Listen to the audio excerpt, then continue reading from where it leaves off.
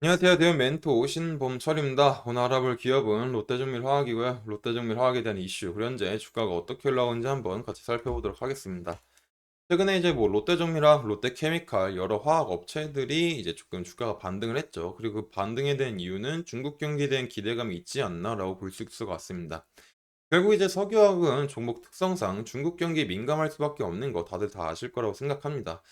근데 이제 그런 중국이 경기가 최근에 좋지 않자 증시부양책으로 이제 몇백조 원을 투자할 거다라는 계획도 있고, 또 다른 하나는 지준율 인하, 그리고 기준금리라고 불릴 수 있는 LPR 금리 인하에 대한 기대감들이 여러 복합적으로 작용하게 되면서 중국 경기가 앞으로 살아나게 될 거다. 그렇기 때문에 일각에서는 최악의 상황은 지났다라고 보고 있죠. 그리고 이제 일각에서는 최악의 상황은 지났기 때문에 그런 석유화학 제품에 대한 수요가 개선이 될 거다. 그런 기대감들로 인해서 2024년에는 석유화학 회사가 조금 다시 살아나지 않을까라고 보고 있을 수 있죠. 하지만 그런 기대감과 다르게 여전히 롯데케미칼에 대한 목표 주가는 여전히 낮다. 그 이유는 이제 스프레드 회복하긴 후 투자하라는 굉장히 보수적인 입장인 거죠. 근데 이제 왜 롯데정밀화학인데 롯데케미칼을 들고 왔냐라고 보면은 결국에 같은 석유화학 업체이기 때문에 비슷하게 흘러갈 상황이 마련될 수 있고, 또 롯데정밀화학에 대해서는 많이 말했던 부분이기에 롯데케미칼을 들고 온 겁니다. 그러면 왜 회복하기 후 투자를 해야 될까라고 보면은 결국에 이런 수급 개선에 대한 기대감이 있지만 중국에 대한 자금률 상승으로 제품에 대한 공급 과잉이 이제 올해에도 지속될 수 있다라는 거죠. 근데 이제 이 기사는 2023년도 기사입니다. 하지만 2023년도에 일어났지만 이게 2024년도에도 지속될 가능성이 굉장히 높다라는 거죠. 그래서 이 두 표를 보게 되면은 일단 이 표에서는 2025년 기준 주요 기초유분 중간 원료 자금률을 100%를 상회할 전망이다라고 표가 나와 있죠.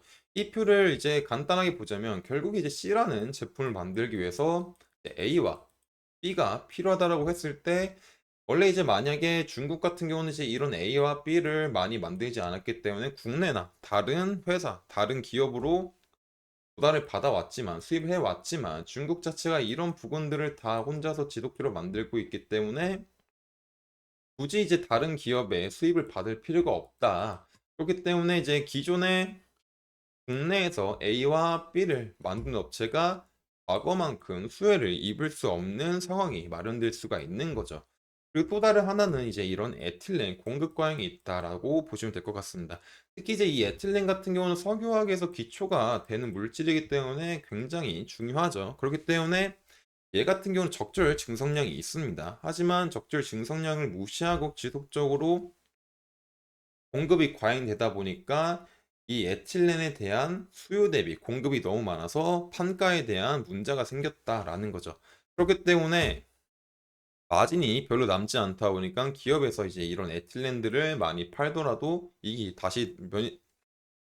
많이 남지 않는 상황까지 일어날 수 있다라는 거죠. 그래서 결국에 다시 정리하자면 이런 기초유분 중간원료 자금률 100%가 의미하는 거는 이제 업체들은 업스트림, 미드스트림, 다운스트림이 있죠. 근데 그런 것들 생각하지 말고 이런 C라는 게 있을 때 다시 A와 B가 필요한데 중국이 이런 A, B를 혼자서 자급자족하다 보니까 국내 기업들 중에서 이런 A와 B를 만드는 업체들이 과거만큼 수혜를 볼 수 없는 점, 그리고 이제 이런 A와 B를 만들기 위해서 에틸렌이 필요한데 이런 에틸렌이 이제 수요보다 공급이 더 많게 되다 보니까는 가격 자체가 굉장히 많이 하락을 했다. 그래서 이제 많이 팔아도 석유화학 업체가 손해를 볼 수 있는 상황이 마련이 되는 거죠.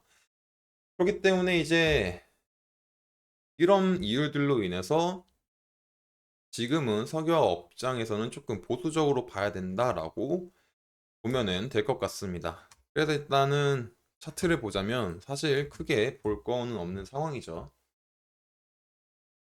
요즘에 이제 롯데정밀화학 같은 경우는 이제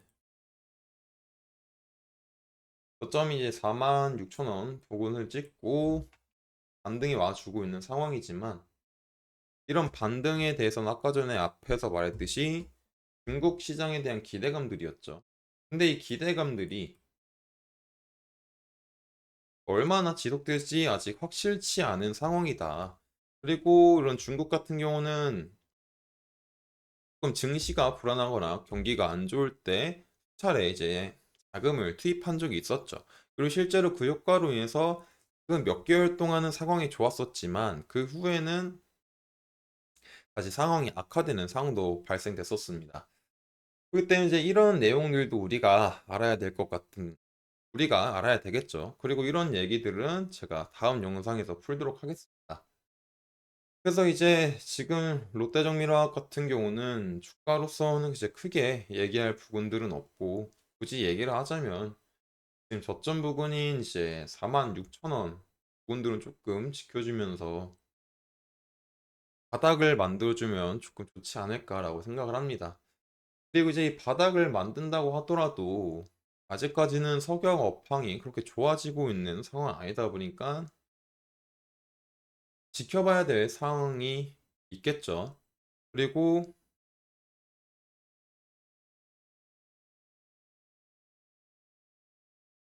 그래서 결국에 다시 정리하자면 아직까지는 석유화학 업황에서 기대할 부분들이 현재 나와주고 있지 않기 때문에 지금 당장은 관망을 하는 것이 좋지 않을까라고 생각을 합니다.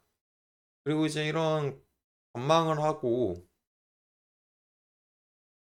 정말 이제 중국 경기가 실제로 좋아지게 됐을 때는 석유 업황도 같이 반등이 올 수 있는 상황이 마련될 수 있기 때문에 이런 부분들을 지속적으로 체크하도록 하겠습니다. 그렇기 때문에 이제 롯데정밀화학에 관심 있으신 분들은 제 영상을 시청해 주시면 감사하겠습니다. 이상 대연 멘토 신범철이었습니다.